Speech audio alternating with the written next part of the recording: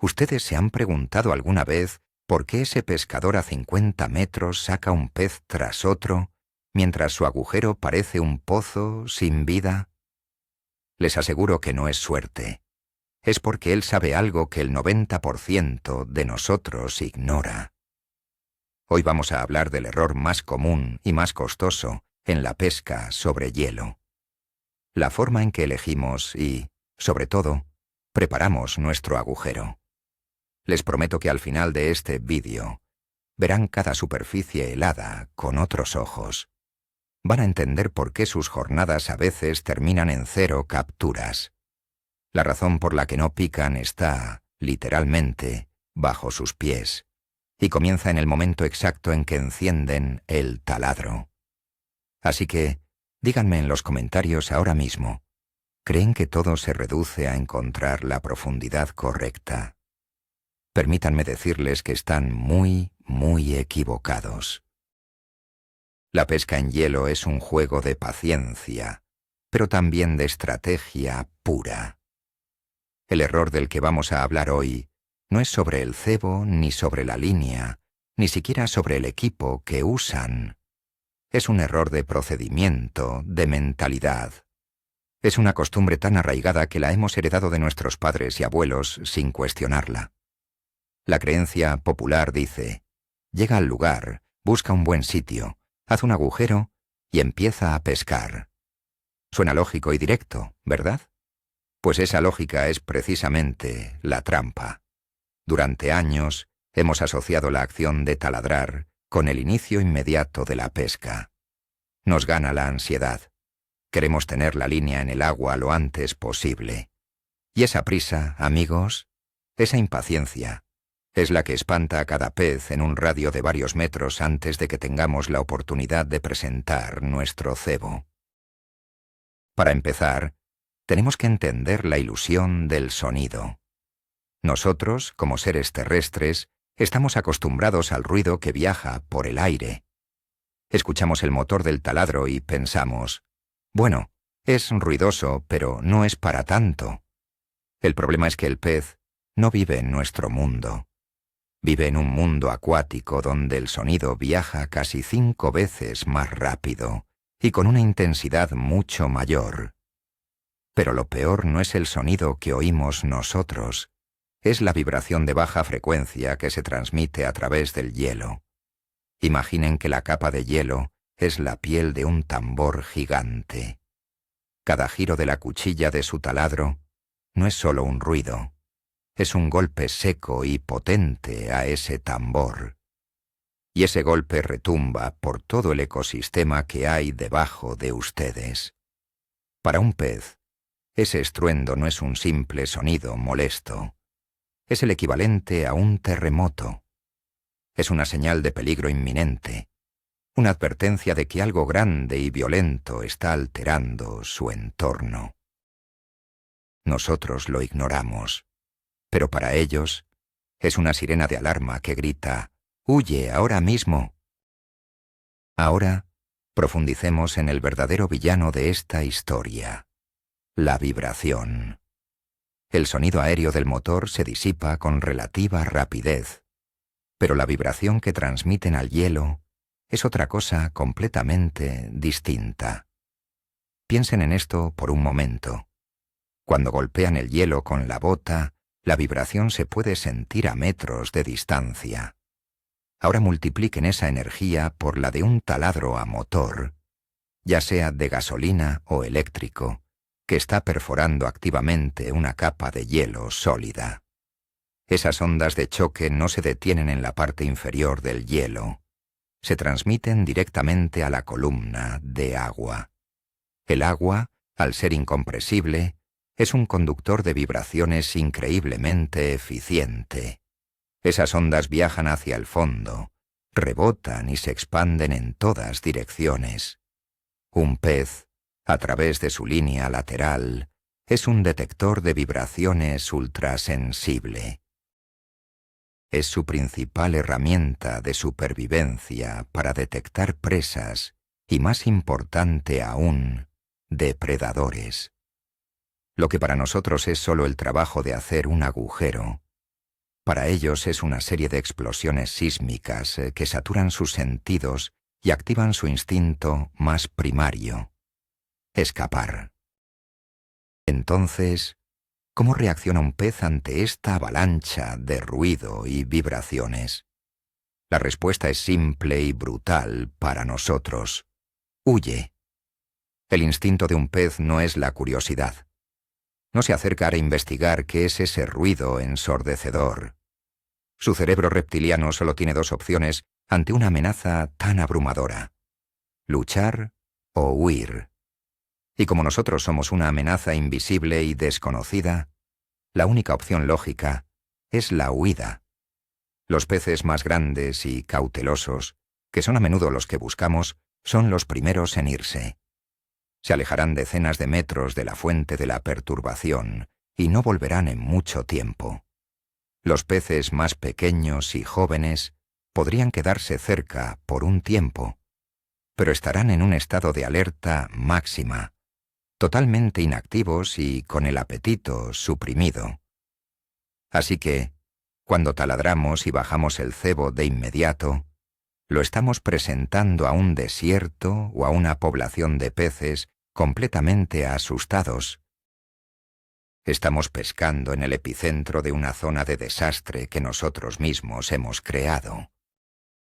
Aquí es donde nace el error capital, el que yo llamo la técnica del taladra y lanza.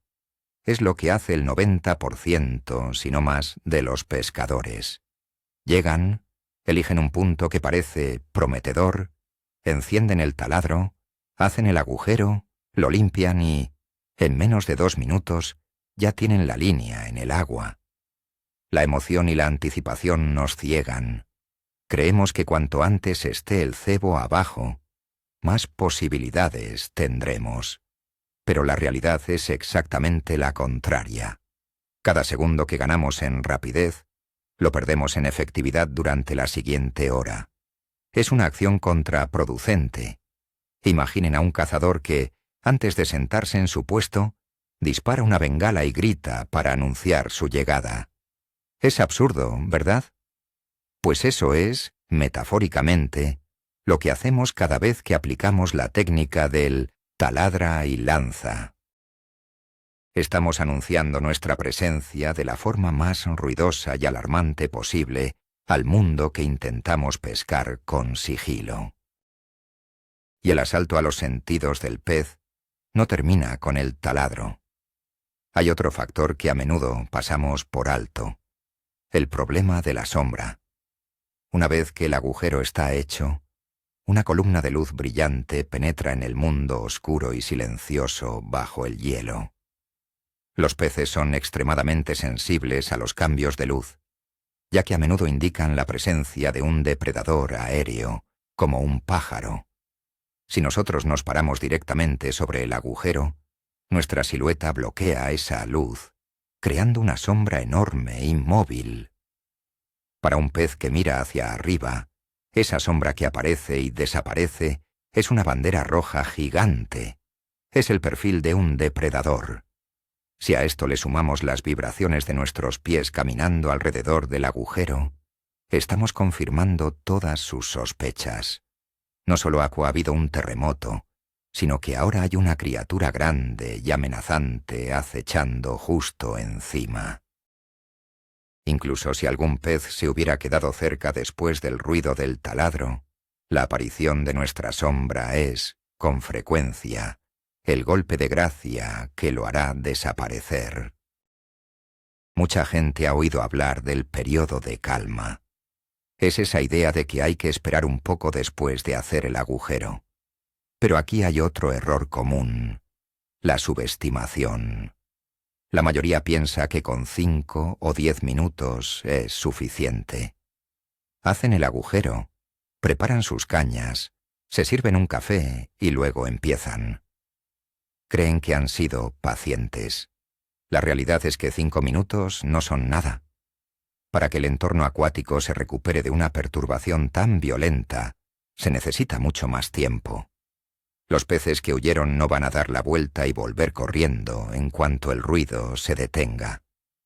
Primero, Se asegurarán de que la amenaza ha desaparecido por completo. Luego, muy lentamente, los individuos más audaces podrían empezar a explorar la zona de nuevo. Estamos hablando de un mínimo, y digo mínimo, de 20 a 30 minutos. En aguas poco profundas o muy claras, este periodo puede extenderse a 1 hora o más.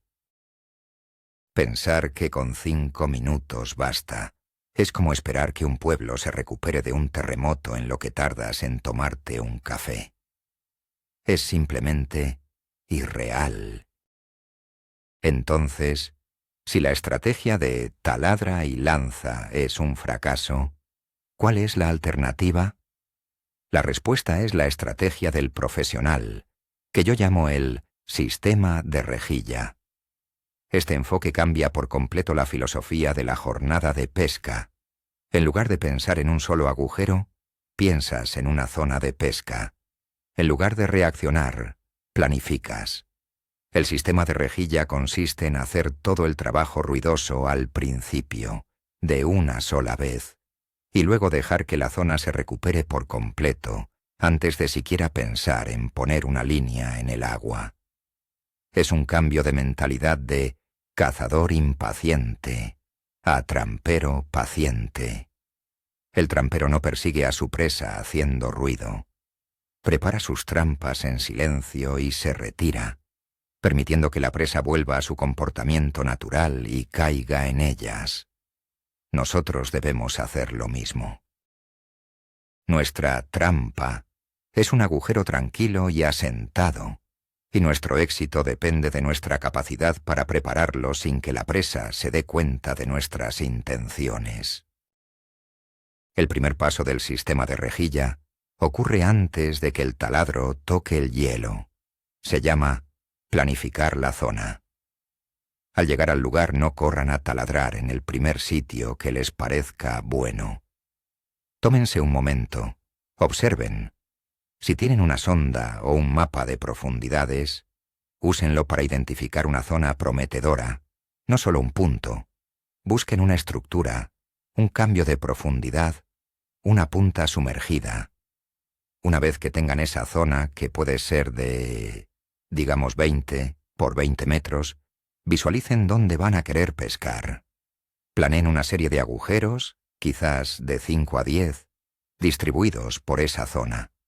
Piensen en diferentes profundidades y distancias de la estructura. La idea es crear una red de opciones.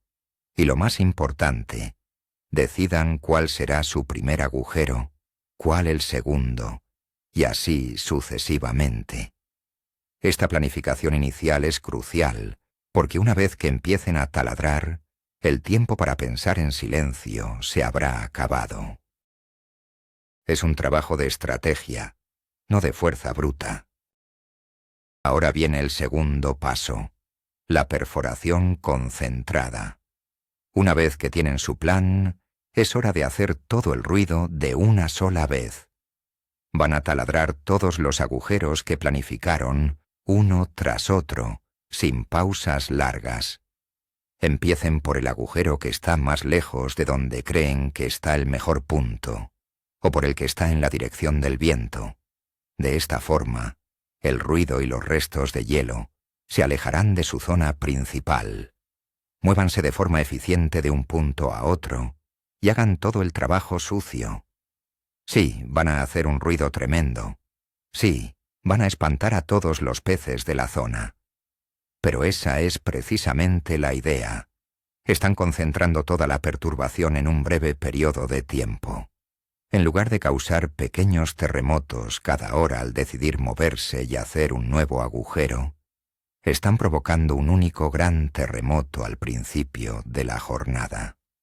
Después de esto, el taladro se apaga y, con suerte, no se vuelve a encender en todo el día.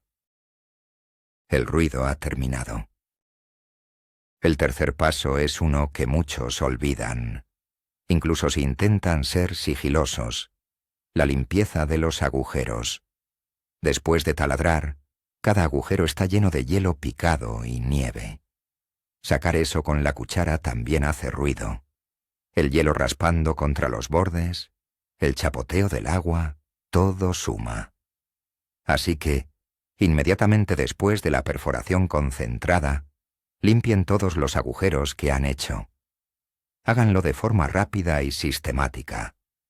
Una vez que todos los agujeros estén limpios y listos para pescar, su trabajo ruidoso ha terminado por completo. Han creado su campo de batalla. Tienen una red de puntos de acceso al mundo submarino. La zona ha sido violentamente perturbada. Pero la clave es que la perturbación ha cesado por completo. No habrá más ruidos de taladros, ni de botas pisando fuerte, ni de limpieza de hielo. La fase de construcción ha terminado. Ahora empieza la fase de espera y sigilo, que es la más importante de todas.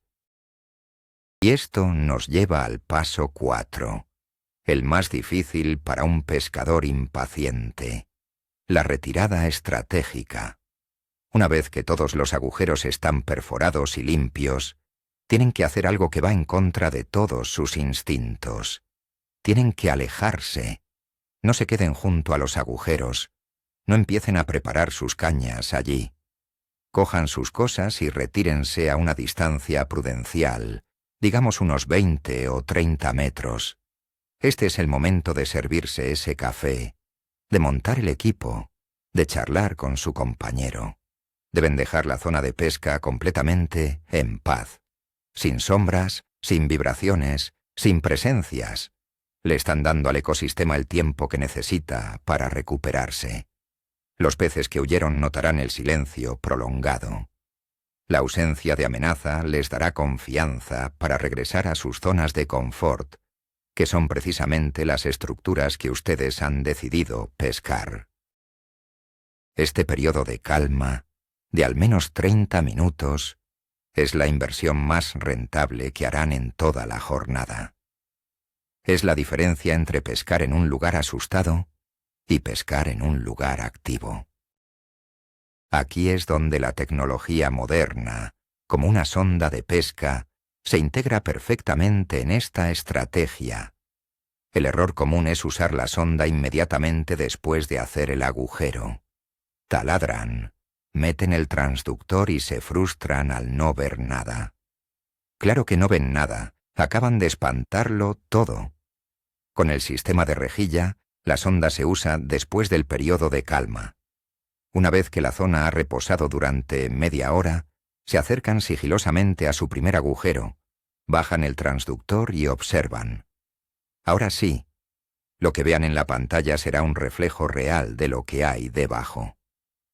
Podrán comprobar si hay actividad, a qué profundidad están los peces, si están activos o pegados al fondo. Si no ven nada en el primer agujero, se mueven con el mismo sigilo al segundo y repiten el proceso. La sonda se convierte en una herramienta de espionaje, no en un altavoz que anuncia su llegada. Les permite elegir en qué agujero ya caliente empezar a pescar, en lugar de intentar atraer peces a un agujero frío y asustado. El cómo nos acercamos a un agujero ya asentado es tan importante como el tiempo que hemos esperado. Después de la retirada estratégica, no pueden simplemente caminar de vuelta con paso fuerte. Cada pisada sobre el hielo es una vibración. Deben moverse con deliberación y suavidad. Imaginen que están caminando sobre una fina capa de cristal. Pasos lentos, sin golpear los talones. Coloquen su equipo en el hielo con cuidado, sin dejarlo caer. Cada pequeño golpe es un telegrama que envían al fondo del lago. Si se van a sentar en un cubo o una silla, háganlo despacio. Todo su lenguaje corporal debe transmitir sigilo. Han invertido 30 o 40 minutos en crear una zona de calma.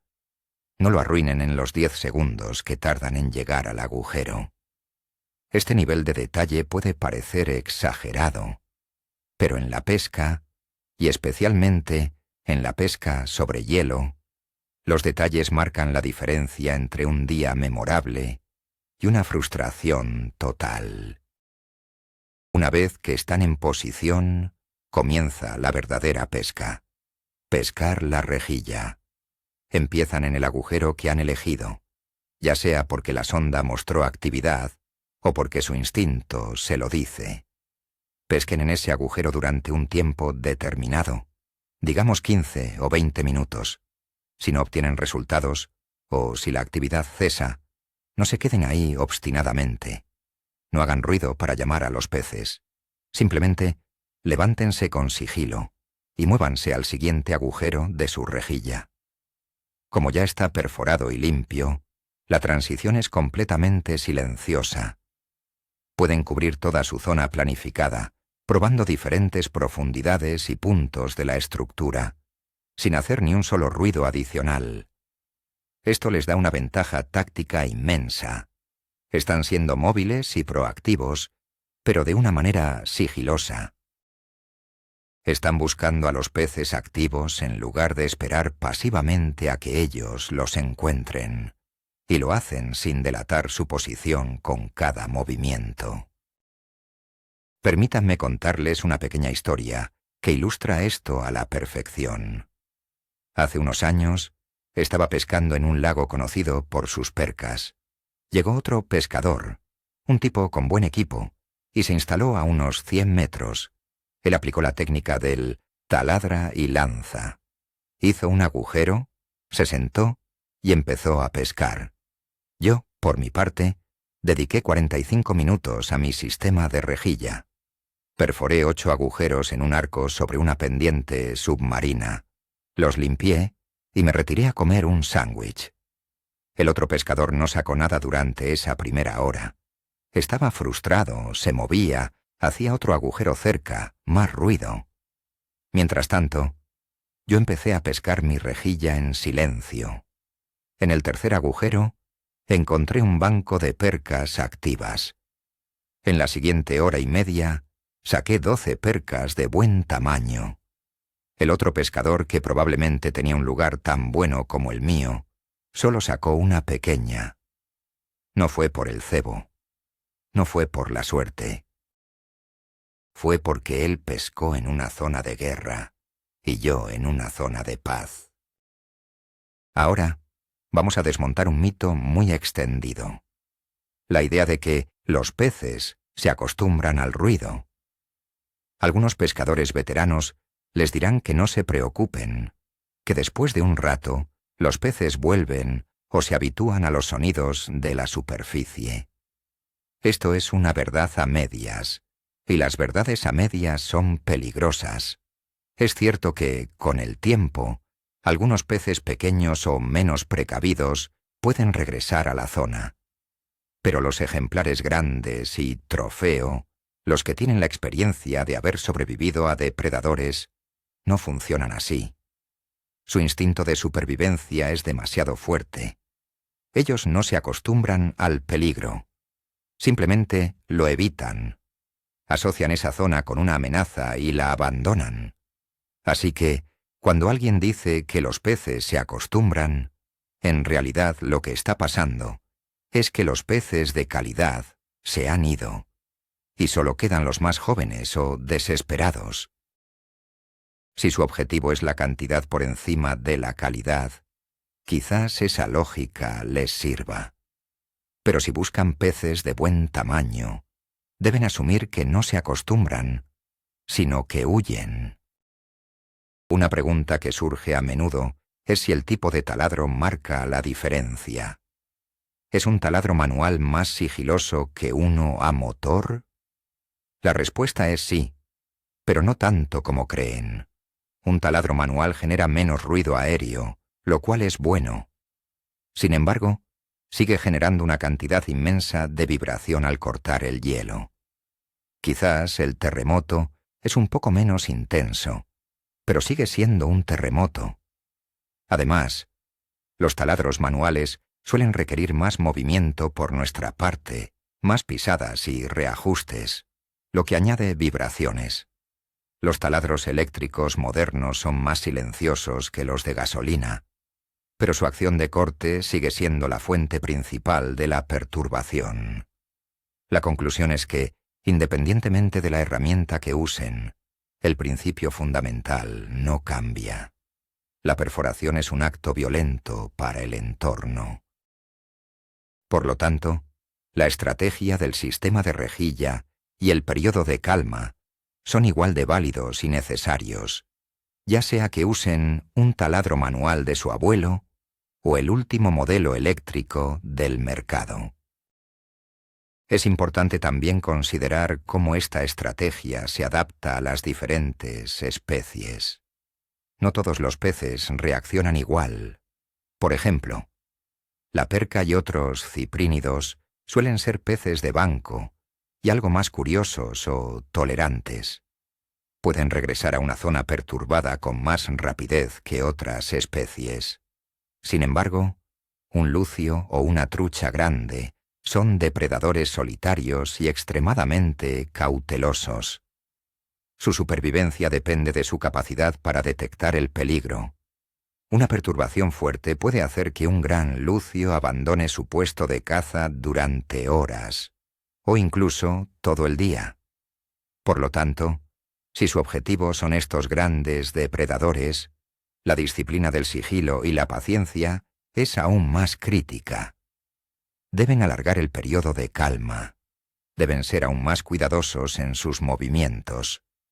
La estrategia base es la misma, pero la ejecución debe ser más rigurosa cuanto más desconfiado sea el pez que buscan. Conozcan a su presa y adapten su nivel de sigilo a su temperamento.